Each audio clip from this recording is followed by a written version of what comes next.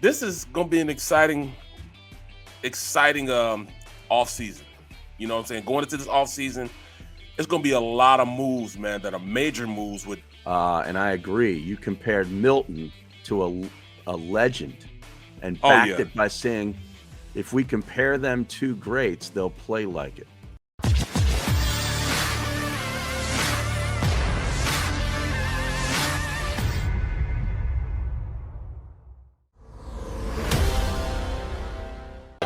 Barrett Brooks, Harry Mays, as we inch closer to an Eagles playoff game. And Say it again, man. Say it one more time, man. One more time. as we inch closer to an Eagles playoff game. Woo! I know you are just pumped up. Yesterday, Get hype. you had already started. Yeah, I think you probably started it on Tuesday night, probably Yes. over at the brewery. Is where Yes, you I did. start your not even glass half full, glass overflowing Exactly. with Eagles positivity. Where are we at today? Yeah, well, I'm more than 3/4 full right now, man. Three quarters? So you Okay. say there's a chance. Right, right. And of course there is. There is a chance. But I just started thinking, maybe it was because I read our old buddy Shander's article on Philly Voice today about like the significance of what happens in this game on Sunday, like what it does for the season. As you look back, it can validate some certain things of the season. It can destroy some things of from the season, and it really could put in motion what the Eagles end up doing on draft day or Thursday night in the draft, most notably with the 3 first-round picks. There's a lot really riding on what happens on Sunday. Not so much just to advance in the playoffs or not to advance, but like it can really set a lot of other things in motion. Do you mind? Do you realize the psyche that these kids have right now that are playing for them? I mean, they're too young and dumb right now to really realize what they're about to enter into. Yeah. These guys are just playing ball right now.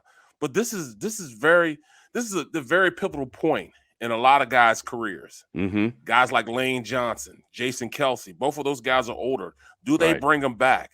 You got young guys like Devontae Smith. You know what I mean? All right, is he just going to get used to playing in the playoffs now? Are they going to be that good from this point on?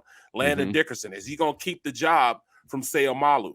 Right. All this stuff is, in the air.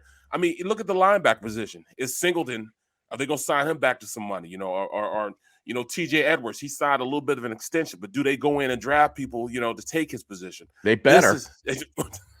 They better. From your mouth to God's ears, bro. Right. I don't even need to have this game played on Sunday to realize that they better sign a freaking linebacker. Absolutely. Harrison, draft one. Look at Harrison Nelson. Yeah. Both of those guys on 1 year. You know what I mean? I mean, so, there's a lot of things that are going on right now that, people aren't really taking notice of that I've taken notice to. Just like what I said yesterday, this is a pivotal point in Hurts's career. This is really going to, push him forward as far as being the franchise quarterback of this team from this point on. If he plays well. If he plays well, he can cement it. Right. He can cement it. But I think it's also fair then to say that if he doesn't play well, that it could set in motion the front office saying, hey, maybe he's not the guy. Like this could be it. I mean, that might be unfair to put everything on one game, but I think that's a possibility. No? Well, it's a great possibility. Yeah. Because if he doesn't play well, it kind of just cements in their mind what they always thought they wanted to do anyways, and use those 3 picks on either a veteran quarterback or drafting a quarterback, getting up in the top 10 to get a quarterback. Which is doable. Yes. Which is very doable. They could use this to get back up into the top 10 to get a quarterback. You're going to have to get in the top 10 to get like a Pickett or somebody like that, or Malik, Willis. Malik Willis and Pickett, yes. yeah. And so, maybe even a Carson Strong. Who knows? I mean, exactly. by the time we get to draft day, these other quarterbacks, even like a Ritter, will probably be pumped up way higher than what they really are. They always It always happens. Yep. It always happens. I mean, that's what happened to the Bears. Right. The Bears totally screwed up the last 5 years because of that pick they jumped up to get the Trubisky. Trubisky. Yeah. What was that, 5 years ago, 4 years ago? It's probably at least 4 years ago. Yeah, maybe 5. He's the backup in Buffalo now, right? Yeah, it's set in place the franchise going all the way down from that point on. Mm-hmm. You know, it really ruined that franchise, you know, how they were going forward because they were Right. progressing. Their defense was the top defense in the league. Yep. You know, all they needed was a quarterback to get things going in the right direction, but they whiffed on the quarterback and, you know, see what happened. Yeah, you can say the same thing about Washington football team this year. Exactly. Coming up in this draft. Like if they reach for one and whiff, it's going to set them back. Well, they already reached for one. What was it? He's actually the backup in Haskins. Haskins. Yeah. Well, Haskins, you know, they picked him because the owner's son played football. I mean, went to the same he's school from as he DC, did. I believe. Like, yes. Yeah, and the owner's kid went to school with him, I think. Exactly, went to school with him, so that's why I picked them up. And look what happened to their franchise. They've been reeling, you know. So that's how important a quarterback is. Yep. You know, for these teams, you know, it could set your franchise back 2, 3, 4 years. Now Muhammad Malik says we don't want anybody named Carson. Well, Carson Strong's pretty good. Is Carson Strong? Yeah. If you want to look at a projected player that Carson Strong plays like, I'm talking about the upper echelon. Don't say Ben Roethlisberger. I was going to say that. You either were, weren't you? Or him, or either Carson Palmer. How did I know that? Because they both look the same. They play the same. They literally play the same. I was looking out because I broadcast the game, them against Kansas State, Nevada against Kansas State. And I'm sitting back like, man, he reminds me a lot of Big Ben. You know, then the Steelers should jump up and get him. Well, they got to get a quarterback too. Yeah, exactly. You know, I mean, you look at Ben. Ben's already made his last hurrah. You know, he got jogged around the field. He gave his last goodbyes. Yep. So, you know, I really do think he's going to retire this time. He sees that he just can't be the player he used to be. Right. And offensive line is just too bad that they can't protect him. So it's no leading him going in next year and getting beat up again. So I can't see him doing that. He's got his last hurrah. Ben Roethlisberger's quoted yesterday as saying, "We probably aren't supposed to be here. We're probably not a very good football team. Out of the 14 teams that are in, I think we're probably number 14. We're double-digit underdogs in the playoffs. So let's just go play and have fun and see what happens." That's his way of trying to downplay it a little bit. He's ready though. Right. He'll be ready. That's, you know, he's trying to go ahead and just throw it out there a little bit. You know what I'm saying? Oh, don't worry about us. Don't prepare hard for us. He said we don't have a chance, so let's just go in and play and have fun. I agree with his analysis. You know what that is? Yeah. You know what he's thinking in his mind? That's the rope-a-dope. Oh, is that what it is? Yeah, that's the rope-a-dope. He's gonna come out with a pom-pom. You know what I mean? Right. Yeah, but I don't think Big Red's gonna buy into that rope-a-dope. Man, he's been around too long. Absolutely not. Yeah. That team's gonna be ready. I mean, ready. I mean, because the Chiefs already feel slighted. They already feel like everybody's written them off. Right. Big Red is playing this up right now. He is playing it up. So yeah, I mean, at the end of the day, I'm looking at this. This is gonna be an exciting offseason. You know what I'm saying? Going into this offseason, it's gonna be a lot of moves, man, that are major moves with, you know, older quarterbacks leaving, you know, leaving dynasties, you know, in all actuality, you know. I mean, I think there's going to be a lot Seattle. of moving around with the quarterback position. Yeah, I agree with you. You know, Seattle, I mean, that was a dynasty that he had up there. He's about to leave there. I mean, is he going to leave, though? See, I don't know that any of these guys leave. You don't think A-Rod's leaving either? I remember we talked about that. I thought A-Rod was going to leave. I really think, I thought he wasn't going to leave. I'm sorry.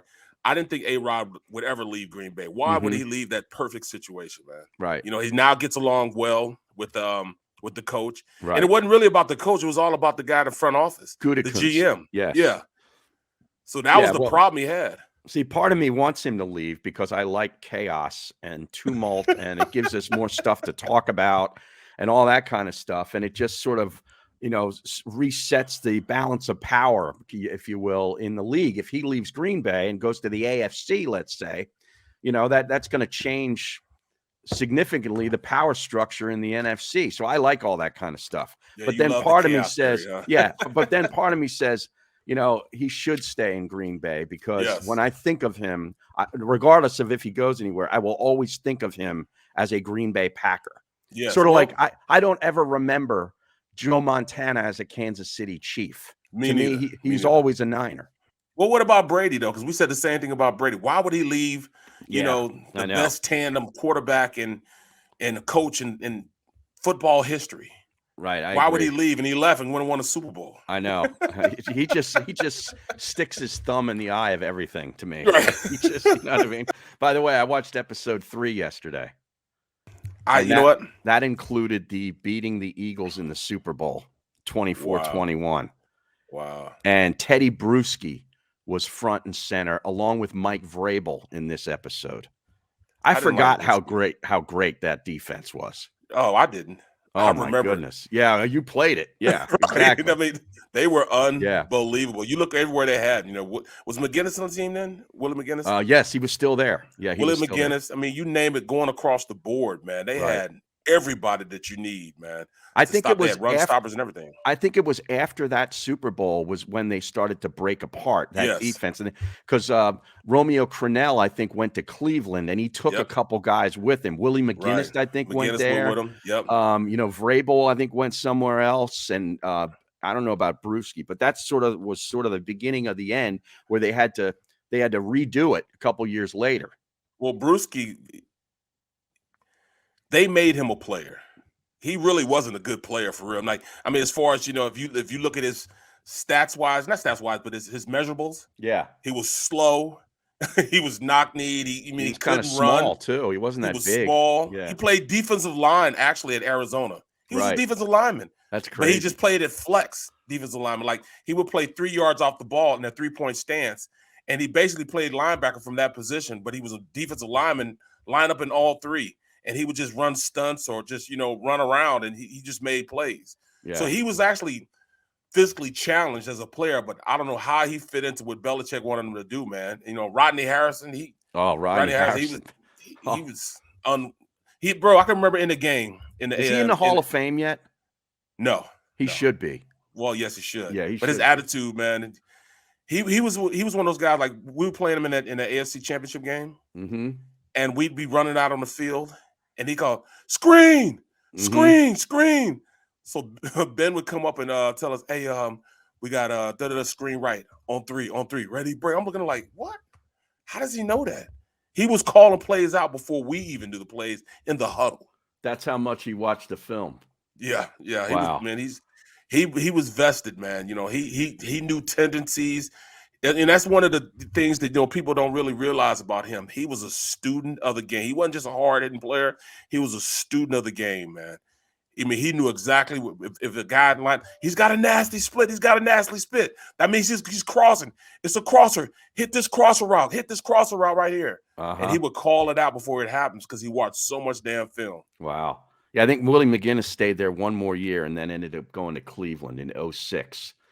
And Vrabel was actually there till I think 2008. He was a good player, man. Oh, Vrabel was real good. And he comes across really good you can tell why he's a good coach by just listening to him. Oh, seriously? Yeah. Oh, yeah. It's good. I'm telling you got to watch it. You need to watch it. They're only an hour long, like 48 minutes to 55 minutes long. So it's not like a big deal. What were you doing yesterday? Watching Formula One? No, it's my mother-in-law's 80th birthday. So I had to go prepare stuff downstairs in the basement, get everything. Like we got like 30 people in our basement on Sunday. Is that right? Yeah, I'll be working and I come home. It's gonna be everybody in my basement.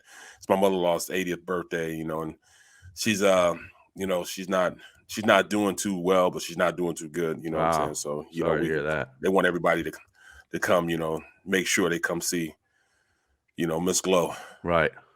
She's battling a little dementia right now. So, yeah, they want to come check her out. Yeah, that's not. So we're gonna have a big shindig for, we did. What day? In fact, on Sunday. During the playoff game. Yeah, you have to have a valid COVID test or vaccination when you walk in the door. Really?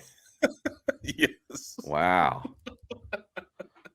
They're not playing, man. Wow. So how are you going to do that? You're working Sunday. And I will continue to work. I got to pay bills, bro. Sunday. I'm working. Yeah. Sunday, I'm working. I got to bring my pom-poms. What are you talking about, man? What are you talking about? I got to bring my pom-poms. Are you going to wear like a midnight green suit? I should. That's what you should do. You should go get a suit. I have a double-breasted corduroy suit that's green. I should wear it. Dude, are you serious? Yes. Double-breasted corduroy suit. I wore a corduroy suit back in my high school pictures. It was brown. And I hate the color brown. It's that eagle green that's right behind you, too. Oh, man. Really? You got to wear that. Oh, you should wear that. About it. With I'm some, definitely thinking about it. Like some real garish tie. You know, like real loud, like a real loud tie. I wear an orange tie. It'll work perfectly with it. or maybe like that highlighter green like Oregon has. Right. You know, like put that Yeah. mixed juxtaposed against the green suit. See, I would have to go out and buy a shirt with it because I don't have any shirts to go with it, or a tie to go with it, or shoes. So I have You to could wear like a black shirt, a black button-down shirt. Oh, with the real loud Oregon highlighter tie and then the green suit. Are you gonna have me looking like something crazy up there? Like a pimp. You'll be pimping, man. You should wear a hat, the whole deal. With some mint green gaiters. Yes. Barcan won't know what to do. Brooks.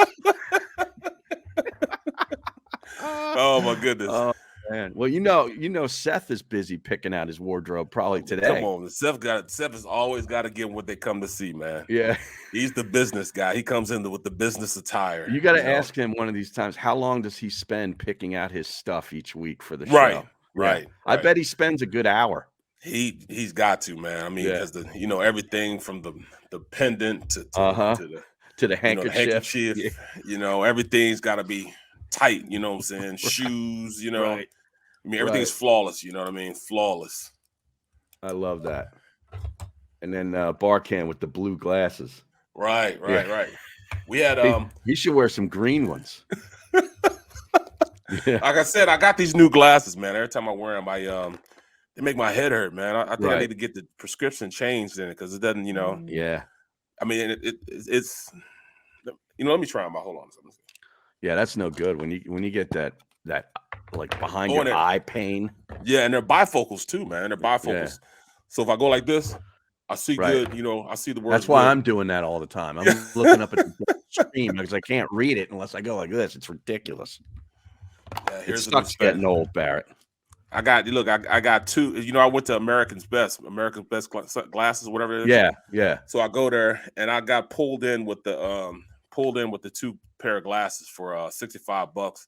And if you get it, they take it.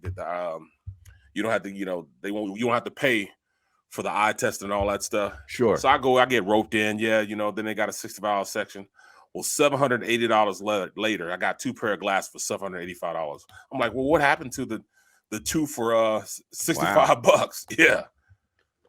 I don't know what happened to it, because you got to get both bifocals as a separate price, and then I got the lenses that deflect from the computer, the blue reflection stuff, and I got that in it. You know what I mean? The blue blockers. Yeah. So it's got all this stuff that we got going on in it. You know what I mean? Yeah. Now, I got to find out from Xander during the break what this person did to get blocked. Somebody got blocked on the stream. Wow. He didn't block anybody for real. I know, man. This guy must have been Yeah. Now, what do we got here? Where's Barcan? Oh, 91 LSXers. What did he say? He says Barcan's Rachel Maddow glasses.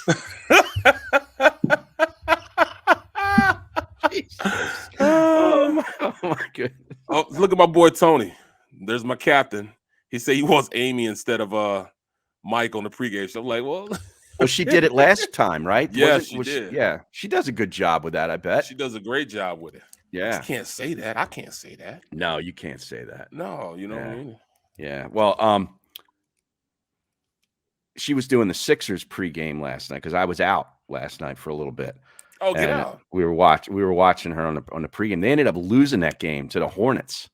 What? The Sixers. Yeah. I didn't know. Temple got a big win last night on the road, and Villanova beat Xavier on the road. It's a good night in hoops last night. College hoops, at least. Well, yeah, college hoops. Yeah.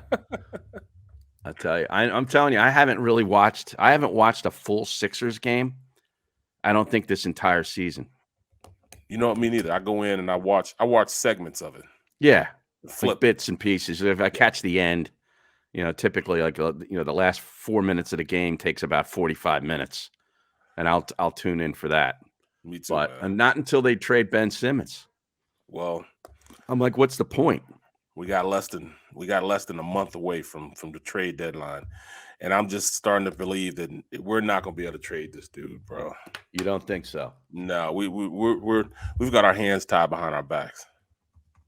I don't think they're going to be able to, to get over on anybody, and the GM wants to get over on somebody. It's February the 10th. So we're less than a month away. Less than a month away. Yeah. Less than a month away. It's Thursday, February the 10th. And now did you see where Damian Lillard, has abdominal surgery. What? So he's going to be unavailable for like 6 to 8 weeks or something. So you got both guards in Portland are hurt.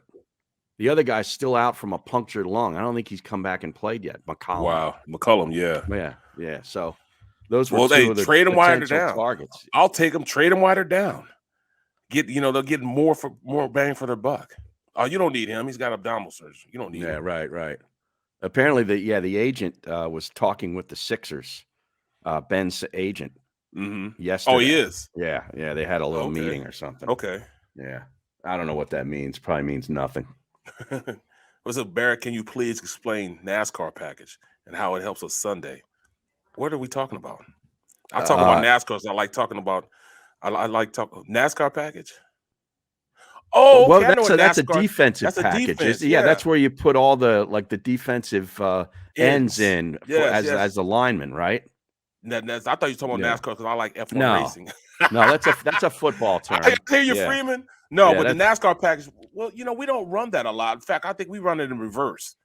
Because we put our defensive tackles at in the end. Yeah. Yeah. So you put Fletcher Cox out at the end. You put Hargraves at the nose, and then you put one of your defensive end. It had to be Sweat Barnett. Right now. Yeah. Sweat. I would put Sweat in. I think he's more of a pass rusher than Barnett at this point. And it's a 3-3 package that they have. And would you run with that, man? You could really, really put some heat on the defense because you don't know which linebacker's coming. Mm-hmm. Jannard Avery comes in. He's actually essentially a defensive lineman, but they play him at the linebacker position. And he's got him speed. Rush. Yeah. So you have him rush, and it was a great pick that they had. They picked the center with Jannard Avery, and he went scot-free, hit the quarterback against Washington, sacked the quarterback because of that scheme. Mm-hmm. Now, I don't know if you can do that against, Brady and that offense because they like to run the ball. Mm-hmm. And when you only got 3 defensive linemen in there, they'll take advantage of that. They'll run it all up here. So what do they go? It's a 3-3-5? Yes. Okay. Yes, that's a dime package. Yeah. So, what they could do, if they did want to go NASCAR, I believe they would put Fletcher Cox in, but then you take Hargraves out, and then you put in Barnett, Jannard Avery, and Sweat, and they'll be the pass rusher. And you just move Sweat inside to a 3 technique. So now you have Fletcher Cox and Barnett. Fletcher Cox and Sweat in there. On the outside, you got Jannard Avery and Barnett. What about my man Milton? Well, he wouldn't fit in that package either. No. So they brought their best package as far as rushing the passer. You would have to take out Milton. You would take out Barnett. And you put Jannard Avery in there and Sweat on the outside. Then you put in Fletcher Cox. And I don't know who else do they put in there. Hargrave? I would think they would take Hargrave out on the pass rush. Okay. On a NASCAR. Okay. You know what I mean? Or switch Barnett and Sweat in the inside. One of those guys. Yeah. But you could do that. Essentially, you could do that. But it's hard to stop the run when you have those defensive ends in there. Why the hell do they call it NASCAR when Formula One is faster? Right. You know what I mean? That should be the F1 package. Right. That would get more of your attention anyway. Absolutely. But I don't see him doing that though. I don't see him running a NASCAR package. Call it a McLaren package or something. Right. The McLaren package. The McLaren Mercedes package. Yeah. Man, I don't know. How could you not be hyped, man, for this weekend? I am. I can't wait for it to be here. You kidding me? Me neither, man. We got 3 days. Well, I don't know about that Monday night game. Who is the Monday night game? It's the Rams and the Cardinals. That's gonna be a great game. Also, you think so? Yeah, it'll be close. I think I would actually take Arizona plus the 4. Oh, I don't know if I'd do that though. Yeah, I would do that. That would be if I play the game, that's what I'll do. Why wouldn't you do that? Because I think the Rams right now are pissed off, and they understand they spent all this money on all these free agents, and they're not doing enough. So I would think that they would want to go out there and show their worth, and everybody play up to their capabilities. Mm-hmm. You know what I mean? I mean, they spent a lot of money. That very rarely happens. Right, but they spent a lot of money in free agency, man. Oh, they did. A lot of draft picks, but a lot of times that doesn't work. You're right. You're right. It doesn't look like it's working. And we saw it here in Philadelphia years ago. The Dream Team. Oh, that's Remember that? right. Remember the old Dream Team? Right. I was playing this. So I just finished playing. They didn't do much of anything. They were a dream. It was all a dream back then. It didn't work. It didn't work for Washington either. No, that's 20 years ago. Yeah, it didn't work for them 21 either. years ago. Yeah, I took San Francisco plus the 3, and I took Kansas City minus the 12.5, and I'd probably take the Arizona Cardinals. Barrett, what we got? Barrett, looks like a great time yesterday, man. You said something to McMullen, and I agree. You compared Milton to a legend and backed it by saying, if we compare them to greats, they'll play like it. Well, if they compare them to greats, they'll play like it. Okay. Well, why? I understand you want your own identity, but what's wrong with going out there and you see a game plan that actually works? Why not work towards that game plan? Why not be a guy that's a golden jacket holder? You know, we're talking about one of the best D linemen to ever play the game. I had to go into twice a year for 2 years straight when I was in Detroit. And John Randall used to kill our guards. We would have to double team and bring a tight end on our side, and I had to leave a hand on him just so our guards could, get a step on him. He was that good. You had the game plan for him. You had to know where he was, and he was crazier than a road lizard. He hollering and screaming, saying all kind of stuff, man. Crazier than a road lizard. Yeah, that's a new one. You never heard that before? No. Yeah, road lizard, man. I mean, out on the roads. What the hell's a road lizard? Well, that sounds like a lot lizard, like the skanky hookers that hang out at the truck stops. The lot lizards. In the desert, man, you'll see in the summer when it's at night, it gets really cold at night in the desert. Well, when the sun starts coming up, those lizards go on that pavement, that dark pavement, to get cool. To warm up. Oh, to warm up. You know what I'm saying? And that's why you're crazy in the road lizards, because a lot of them get run over because they're sitting there. Wow, this is great stuff. You never heard that before. No, you never said that before. Well, my posse have all the you one-liners. Say hot as fish grease. You say a lot. Hotter than fish grease. And long story long, you should get a whole list going of all your little sayings. Ah da da, ah da da.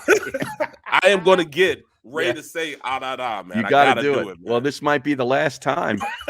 This could be it, Barrett. What are you doing? What are you doing tonight? You recording something tonight? Yeah, some show? I got to record today. No, today I got to record a commercial, but I got them to do it at 3:00, so I don't miss this show. Oh, okay. See, that's the dedication that I have. There you go. The middle. Exactly. I told him, look, I can't make it. I got my show. Right. You just can't just tell me I can't. No, just 3:00. So I pushed to 3:00. I told guys I couldn't golf today till 2:00 because I got a show till 1. That's what I love. The commitment. I did the same thing. It's 47 degrees today, Barry. It's like summer out there. Right. SD says lot lizards warm up the cab of the 18-wheeler. So it's like they, when those 18-wheelers plug in, right? Don't they plug in to keep the engine warm or something, right? Yeah.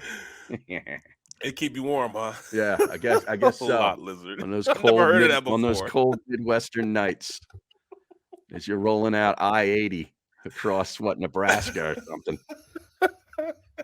They said they used to go to the bathroom and they had their numbers sitting in there in the bathroom in the stalls. Is that right?